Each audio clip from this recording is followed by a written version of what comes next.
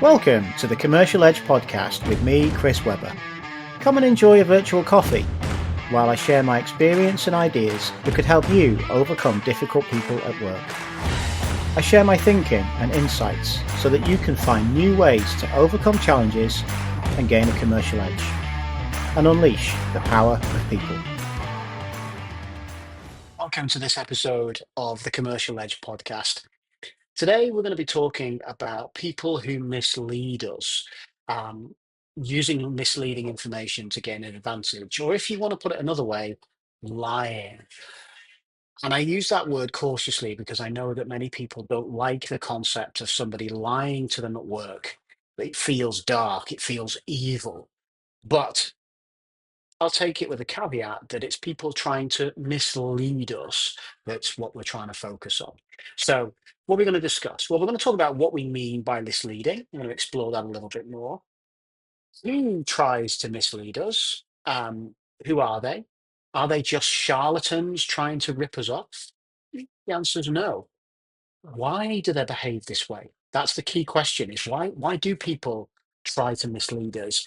And then, of course, how do you avoid being taken advantage of? How is it that you can stop people from misleading you, from taking advantage? So let's jump in. So what do we mean by misleading people, about misleading? And it's interesting, we immediately jump into examples of false advertising or false claims. And when I was researching the episode and researching the topic, I came across a headline from 2014 where L'Oreal were investigated for making misleading claims about one of their skin creams. It's an easy one. We're all searching for the youth, protection of our youth. And so, this idea of skin creams making a claim that protects our youth, and the claim that they used was to boost genes, um, is an interesting one, and one which you can understand why people would be misled by. It's playing on people's hopes and fears, but it's more than that. It's not just about companies who lie to take advantage of us. It's also things like exaggeration. Um, you know, being perhaps more positive than you should be, or when you're talking about the impact of something that the impact it's going to have, exaggerating that impact. It could also mean minimizing risks. That you play down the particular fears and problems and risks that might occur with a particular issue or particular idea that you're trying to execute. So people are afraid of the problems that it might cause. You play them down, you ignore them. Could also be about avoiding discussing potential problems. You put the shiny side, you show people the shiny side, you don't necessarily show them the dark side. And again, can be something which is misleading. And I think another area is about being overly enthusiastic. We've seen these people in meetings talking about projects, programs that they're involved in, and they're just way too positive about it. That's also slightly misleading. Their overexcitement, their overenthusiasm can be misleading. So who are people who are trying to mislead us? Well, the obvious one is salespeople. I remember watching a TV program that was set in the 1980s in the UK a number of years ago, and it followed a team of salesmen selling double glazing in the UK. And at the time, double glazing was in significant growth. Why? Well, because people were starting to own their own houses who hadn't done before, and they had a stake in growing the value of their property, but also upgrading a property that they now owned instead of one that they rented. And so this opportunity to sell double glazing. Now, this story was a comedy story, and it used these exaggerated examples of how these guys use techniques, sales techniques, to mislead customers, to force them into making a decision. That's the classic one. But not everybody who is misleading us is is doing so with pressured situations or making claims that aren't entirely true. As we just talked about, it could be exaggerating the benefits of a particular product or service, or the benefits of the impact of that particular product or service. There have been times in my career where I've asked a question about who has solved this system. SAP is classic. I know a number of people, a number of organizations who've installed SAP across their organization. It takes months, it takes years to arrange, to organize. And ultimately, it seems to cause more problems than it solves. And you ask the question, what were they trying to claim would be the benefits to this system? How did they pitch the idea of installation? Did they say it would take just a few weeks, a few months, and it would be easy? And we bring people in who will make it happen. I'm sure they did. And I'm sure the leaders and the executives who made that decision were desperately, trying to be positive and to think about how it might add value to them. But perhaps they were being misled by the salespeople. So there's a great example of in sales of people misleading us, making claims of how quickly things will be implemented, the impact that these things will deliver. Definitely something to be aware of. But what about internally? Because a lot of the conversations that we have are with colleagues, and there are projects that are pitched internally. There are ideas that are pitched. There are new initiatives that are launched, all designed to save us money, to improve productivity, to have an impact on our sales line. It could be the idea of buying new software, but it could be about changing working practices. It could be restructures. I've been involved in restructures frequently during my career. And there's no doubt that people who are leading change in an organization want to focus on the benefits of that change. They want to focus on the impact that it will bring. And maybe there is an element of misleading us about what the impact really will be. How will it change the way that we work? How will it shift the performance of a team, a business unit, and the whole organization? And and I think this is probably more common than we realize. And I think there's also this element of pipeline. When we've got salespeople talking about their pipeline, do they share the true information about where their prospects are at this point in time? Or is there an element of misleading the business on that? Oh, we're much further along than we thought. So, I think misleading internally is more common than we think. And I think this is a hard issue to address.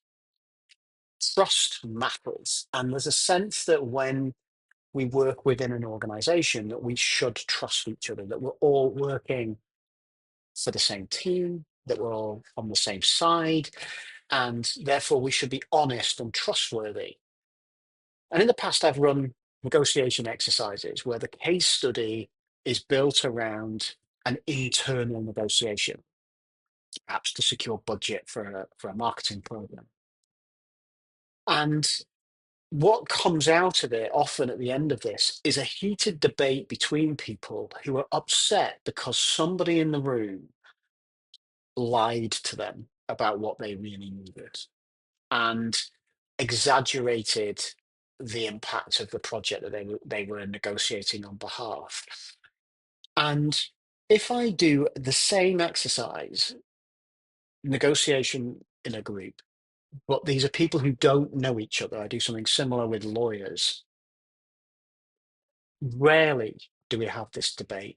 Rarely do people feel so passionate about the fact that one of their colleagues told them a lie. And that's because of this sense of internal trust, the sense that we're working together.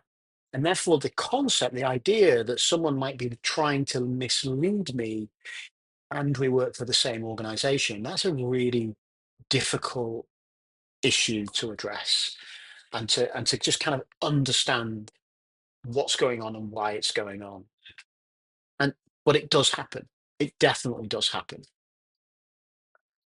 And I think there's another topic, another area of misleading that I want to cover because a lot of my clients are in sales. In fact, the majority of people are in sales. And so, this idea of misleading salespeople being misleading in some of the claims they make, well, it cuts quite to the bone because I'm sure all of us are sitting here going, no, no, no, no, I've never done that. I've never done that.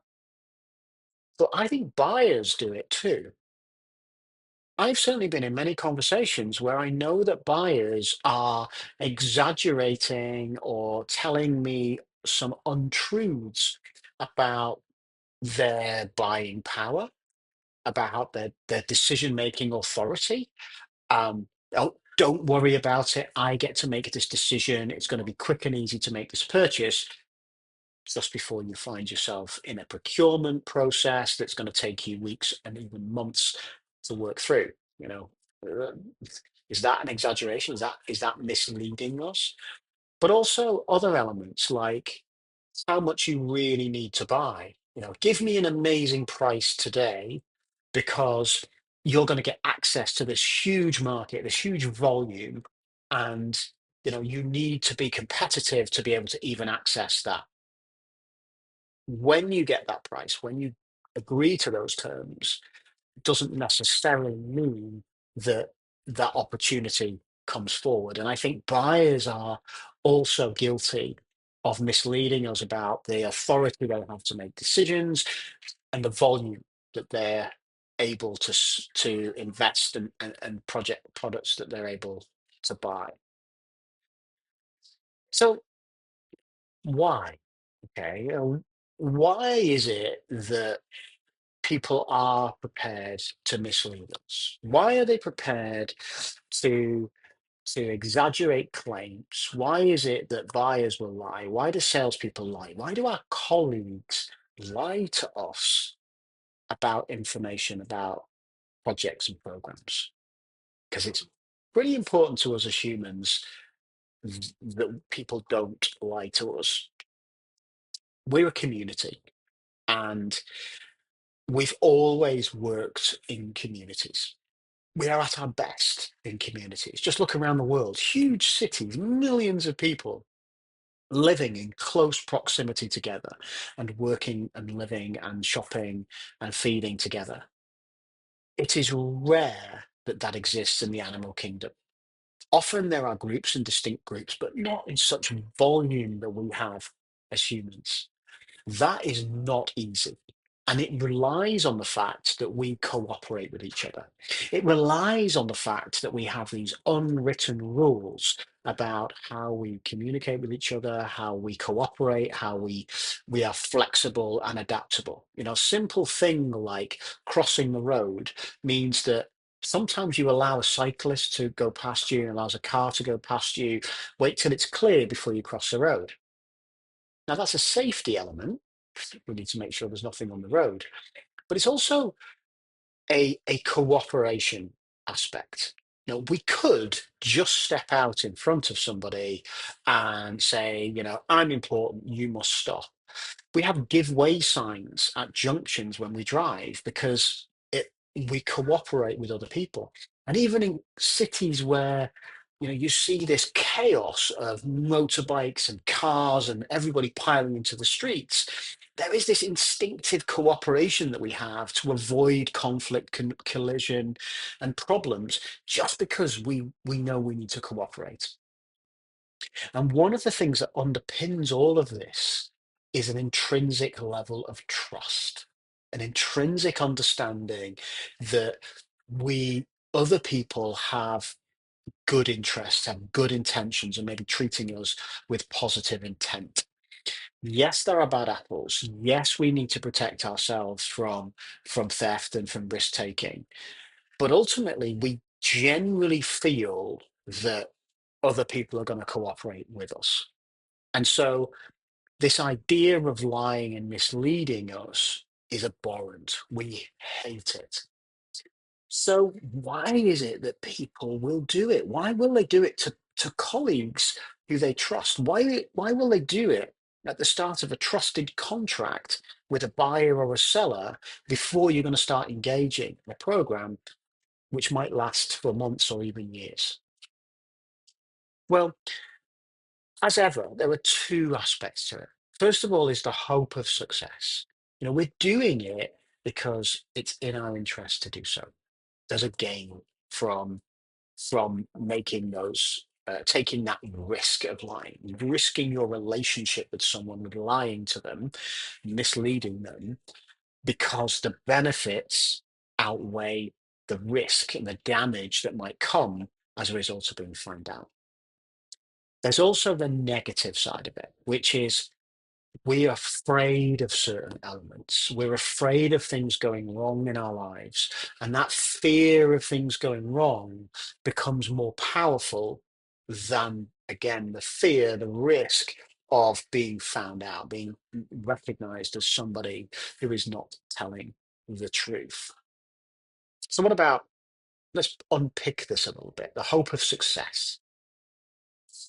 We have personal targets. If you're a salesperson, and your objectives are built upon your hitting a particular quota, particular sales target, particular figure, then and then you get reward for that.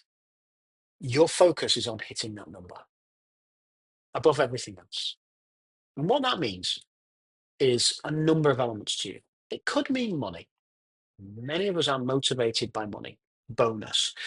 Bonus represents security for you. It's payment.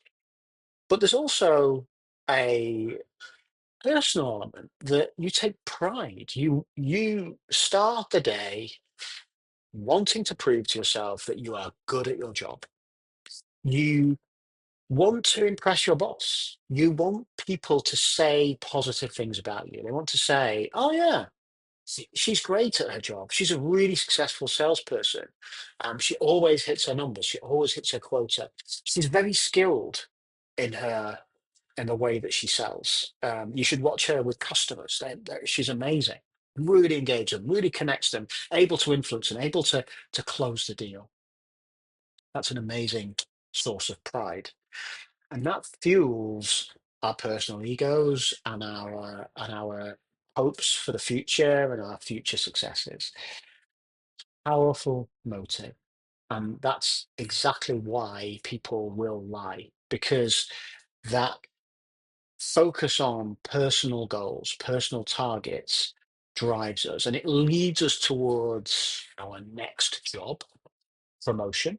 Promotion means increased status, greater respect.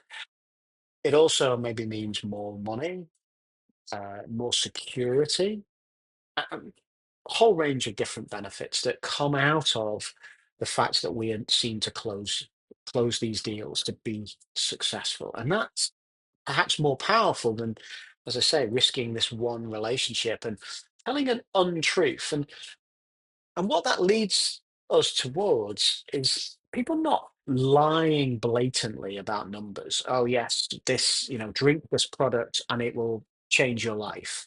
But about just adding a little bit of an edge to it to make it sound better than it really is, or to downplay the risks that it might not work, or it might go wrong, or it will take longer than they perhaps promised to deliver it.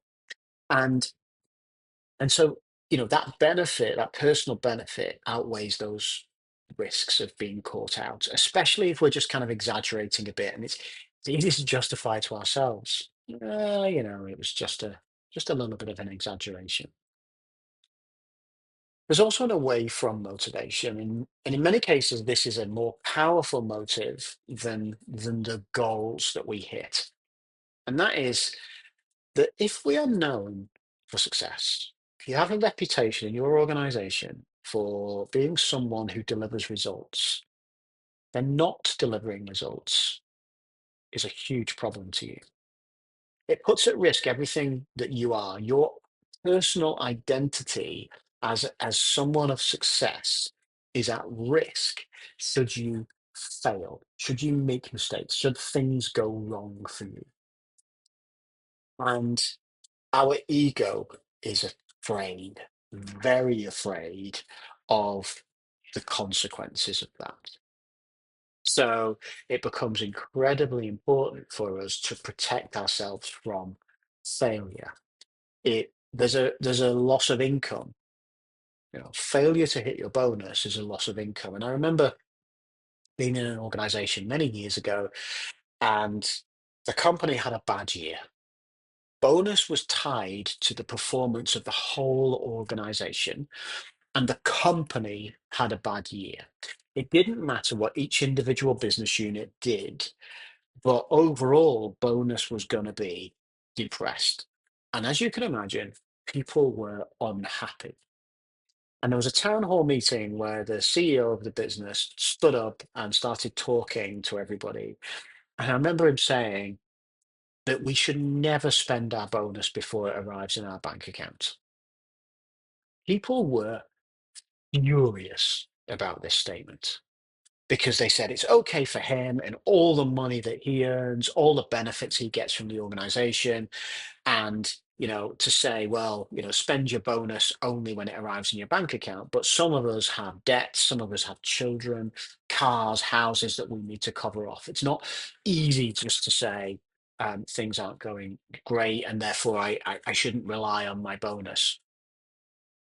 And because the reality is that if you've had several good years, which is what happened in that organization, people got used to bonus coming because, well, that's what always seemed to happen. You start to count it in your yearly income. You start to include it in booking my holiday.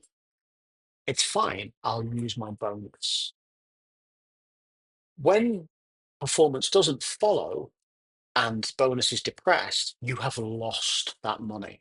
It doesn't feel like you didn't have it. And it was again, it feels like a loss. And that loss aversion, that fear of failure is a big motive. And in this case, if I can reduce that risk by exaggerating claims, by telling people that it's going to deliver more, it's going to deliver faster, it's definitely going to deliver the return on investment that everybody hopes it will, that's a big temptation, and people fall for it. And of course, there's another area which is embarrassment. People people take pride in what they do. They take pride in who they are. They take pride in what they deliver, and we get embarrassed by not delivering, by failing, by making mistakes, and so the temptation then is that. Let's think about pipeline and prospecting as a good example that, I've gone out, I've done some work, I've found a potential client, a potential customer. I'm now working through a process to close a deal with them. And I'm going to be positive about that deal, when it's going to close and the value of that deal that's going to be closed. And as time passes and nothing happens or progress is slower than I promise, I become embarrassed. It now looks bad upon me. And therefore, this temptation to mislead people about the truth, about what's really happening, about what's really going on in this particular account is so tempting. I can mislead you about it because I don't want to make myself look foolish having promised something that now isn't happening. So you can start to see there are some really powerful motives driving our decision making. We're driving towards hitting our targets and making ourselves look good. We're afraid of failing and losing out on benefits and bonuses. And also, we worry about embarrassing ourselves and looking bad. And therefore, all of this becomes powerful psychology that says, it's okay. We can tell a few lies. So, what do we do about it? How do you protect yourselves from people who are willing to exaggerate, willing to lie to you? Well, it's important to remember, it's important to be empathetic. We now start to know why they're doing it. These are not evil people. I've seen The Wolf of Wall Street.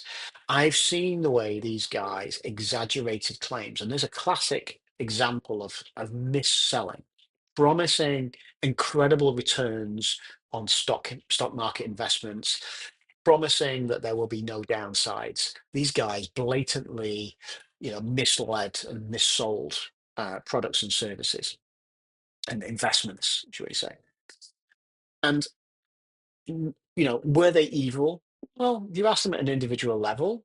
As far as they were concerned, they were just trying to make money. But they did cross the line. They did lie. They did cheat. And that's our first instinct often is that what people are doing? They're misleading me. They're misselling me. The answer is most of the time, it's not the case. Let's understand what's going on here. These people are trying to hit some targets. They are trying to do the best job they possibly can. They're trying to serve their own interests. So there's selfishness there, but it's not out of spite towards you. It's out of personal gain and personal goal. They may also be afraid. They're afraid of looking bad. They're afraid of missing out on bonus. They're afraid of not delivering and not achieving things. And they may be embarrassed. And when we understand that, when we empathize towards that, it gives us the emotional freedom. We break the shackles of reacting emotionally and getting passionate about it, and we can become more logical and more reasoned about it. And therefore, we can now start to employ sensible strategies that are not designed to expose the criminality of these people. Because remember, if these are people that you work with, then how to create massive problems in your organization by exposing and pressuring people. No, instead, you can empathize, but be careful and be cautious. The first thing to say is take your time. Anyone who tries to pressure you into making a decision quickly, that to me is a red flag. Those are people who probably have an agenda, which means they don't want you to take time. Lots of government regulations have come in to protect us from mis-selling, particularly in financial services, but also in other areas like healthcare, and other aspects. And these are designed, and one of the elements that comes into this is often your ability to change your mind later. That if you've made a choice, you have such a cooling off period to be able to change your mind because you get away from the heat and the pressure of a salesperson. You can then go away and reflect on it and think about it. So don't rush a decision. Be prepared to take your time. Now, that doesn't just mean, pause and take time. It means do something with the time that you have. Here's what to do with that time. Ask. Ask some questions. The devil is in the detail here. Ask them for data to support their claims. If they claim that something is going to be happen and be able to be delivered in 6 months, get the case studies that show you that that has happened regularly. Ask them to introduce you to other customers, other clients who've done this, and genuinely ask them, or do your own research to find out.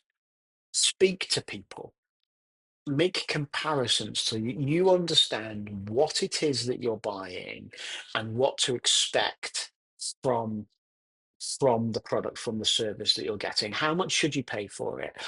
What should you expect to be delivered from it? This time allows you to explore the complete context of what's being done.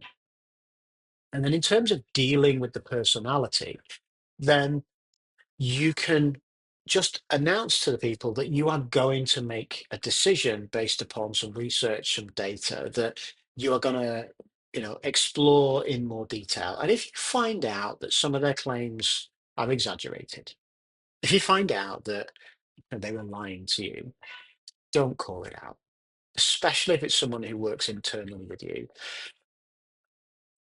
You're just going to damage that relationship. You're going to make them feel bad. You've shown them up to be exaggerating, to be lying, and that's embarrassing. Instead, Be more balanced about it. Empathize. I understand that, why you might have focused more on the positives. I understand why you might want to downplay the risk, but it's my job to understand what the truth is, what's really going to happen in my situation, my circumstances.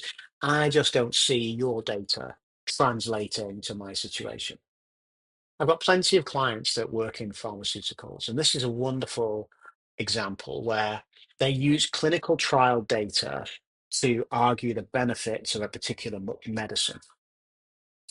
And the dream is that you get the same effect in real life that you get in clinical trials, but there's a general understanding that that is very difficult to do because the world is more complex than a clinical trial. You can't control everything.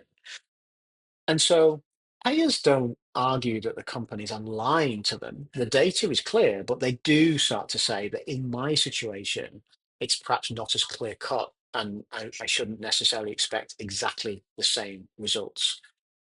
You find that space, that empathy, but also being realistic. Be respectful in the way you challenge it. So what we've talked about today is about misleading people, about those who use misleading information to manipulate you. Well, we know it's common. It's common because it's likely that our colleagues are doing it. It's likely that salespeople are doing it, and it's likely that buyers are doing it. But they're doing it because it's in their interest to do so. Psychologically, emotionally, and also financially, could be in their benefit to mislead us, to use information in a way that helps us buy their products and services or helps us to choose to support their particular program and project. To protect ourselves, it's important we take time. We use that time to ask questions and to research to find out the bigger picture. And then, if you catch someone out, avoid destroying your relationship with them simply to make a point. Empathize. I'm sure we've all done it. There are very few of us who can say that they have never exaggerated, they have never been more positive than they perhaps should have been to get someone to agree. Be respectful, talk about your situation, empathize that you're not likely to get the same impact that they're presenting to you, and either downplay what they've said and make that choice anyway, or use it as an explanation as to why you decided to use a different product. The skin cream example that I started with is a great one. I use skin cream. Um, I'm very suspicious of skin creams that claim to reduce aging in 1 week, which is exactly what L'Oreal got themselves in trouble for. But I do recognize the value of a skin cream. It just affects what price I'm prepared to pay for it. If they don't have the data to support the claim, which is what L'Oreal could not do, then I'm not going to pay a massive price. But I still want to make that choice because I still know that there is value, just not the value they claim it to be. Hope you've enjoyed this episode. Hope you've thought about it and hope there's some stuff that you can take away. I'd love for you to let me know in the comments some examples of how you have had to deal with people who've tried to mislead you. Thanks for listening to the Commercial Edge podcast. I'll be back soon with another episode. Join me then when we delve into more difficult conversations. See you next time.